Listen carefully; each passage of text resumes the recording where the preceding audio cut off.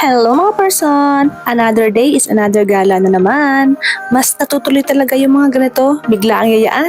Eto nga at naabutan pa kami ng traffic dito sa gulang-gulang. May ginagawa palang kalsada kaya tumagal kami dyan. Buti naman at umusad na. Babalik na sana kami kung aabutin pa ng siyam-siyam. Iya ang mag-inang gala, nakalayas na naman.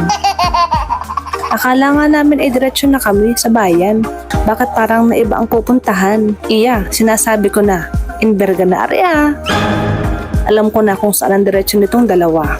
Hamuka na nga at nakikita ko na ang tore ng SM ay maigi naman din at malamig-lamig. Oh, wow!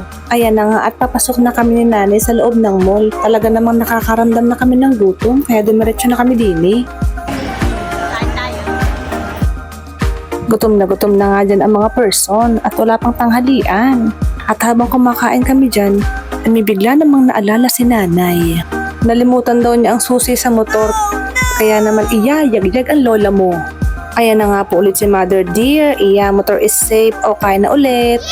Tingin daw siya ng pants at umaura pa nga. Ang ending ako ang nakabili ng damit. Pero binili niya yon, pinag-isipan muna ng 1,000 times. Dumaan kami dito bago umuwi.